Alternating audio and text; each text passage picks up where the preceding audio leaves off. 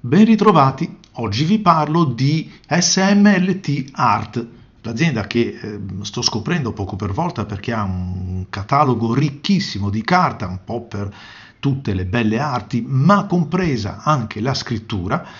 Vi parlerò oggi del pad Calligraphy and Lettering, Authentical Pad Spiral. Sì, è un pad spiralato. Il catalogo Enrico ci ricorda un pochettino anche questo biglietto che troviamo all'interno del pad insieme alla falsariga che avete appena visto.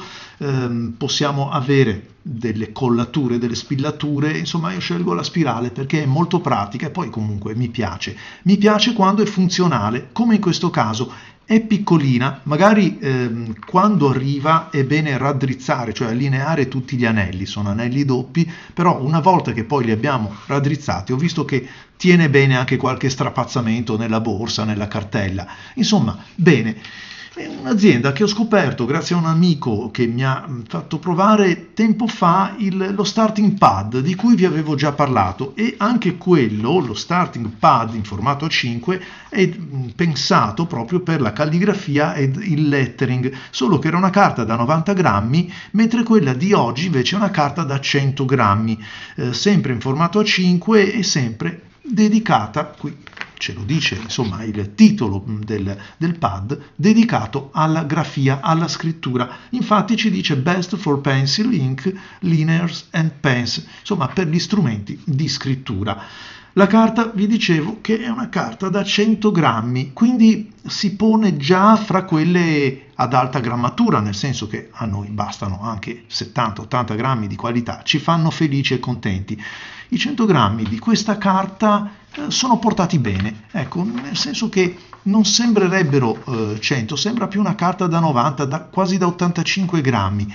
Complice che cosa? Una finitura superficiale molto liscia e fibra compatta, un bianco lucido, insomma sarà davvero buona per la penna stilografica? L'ho messa alla prova, come vedete, con i pennini ad intenzione e persino col disegno, perché mi sto avvalendo di Stefania che usa questa tecnica mista, una tecnica un po' particolare, con gli inchiostri stilografici, manco a dirlo, me li ruba uno per volta e li mette alla prova con le sue tecniche.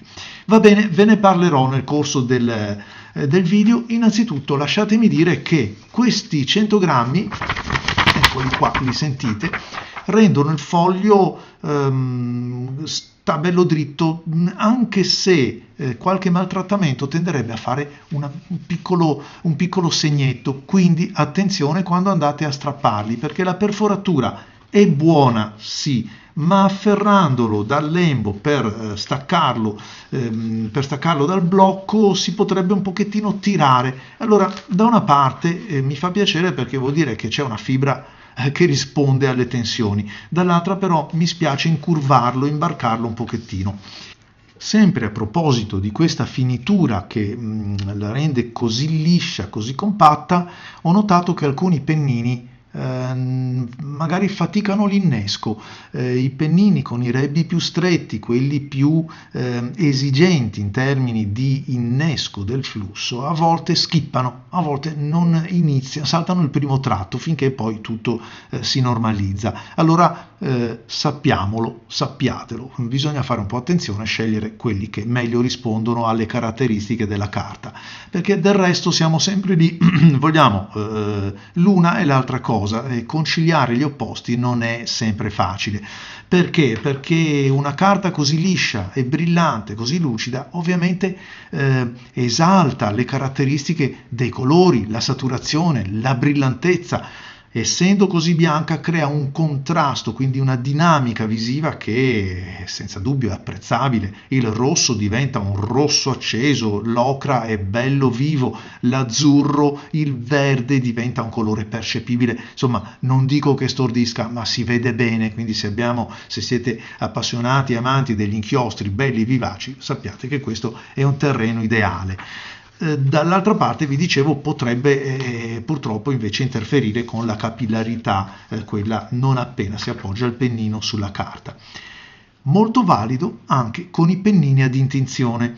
molto valido con i pennini sottili, mi è piaciuto molto anche con i pennini flessibili, quelli che ovviamente variano il loro flusso. Perché? Perché la carta assorbe senza spargere o diffondere superficialmente l'inchiostro.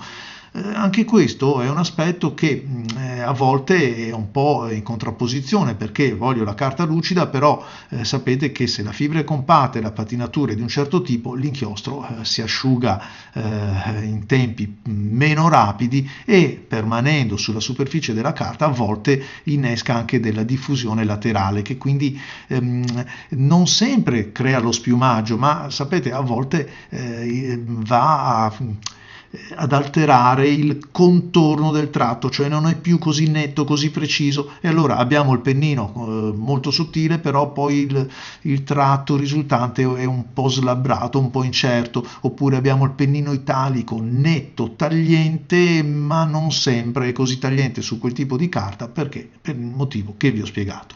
Qui invece tutto funziona bene, credo che le immagini ve lo stiano mostrando. Mi è piaciuto soprattutto con i pennini, quelli flessibili, quelli buoni, anche con i pennini ad intinzione, proprio per queste prerogative.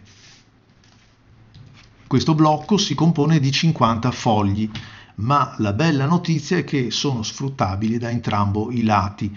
E allora vuol dire che insomma, possiamo innanzitutto usarlo anche come fosse una lettera vera e propria scritta su entrambi i lati, ma possiamo sfruttarli anche per il nostro piacere, per i nostri esercizi, tanto da una parte quanto dall'altra, senza andare a perdere quel coating che molti produttori mettono invece soltanto su un lato. Quindi insomma la spesa in un certo senso viene dimezzata. Bene così. E invece con il colore come se la cava? Con il colore non se la cava benissimo con le tecniche miste dell'acquarello che utilizza Stefania, perché è vero che sono 100 grammi, ma è anche vero che la carta tende ad imbarcarsi. Questo è lo stesso vizio che ho riscontrato quando sono andato a strapparla dal foglio e non l'ho fatto in maniera un po' attenta, cioè la carta si incurva, non è che si imbarchi perché c'è troppa acqua, ma tende ad incurvarsi quando la tiriamo e quindi anche l'acqua la fa un pochettino collassare da una parte, stirare dall'altra. Ecco, è l'unica nota, e quindi se acquistate il blocco per una tecnica mista che in realtà qua non è indicata e quindi è assolto pienamente da ogni tipo di svantaggio che possa procurare con l'acquarello, sappiate che insomma bisogna andarci cauti, essere un pochettino più secchi. A voi tutti amici grazie, è un blocco che a me è piaciuto, vi lascio alle immagini se ne restano e a voi tutti un saluto inchiostratissimo da Marco Chiari.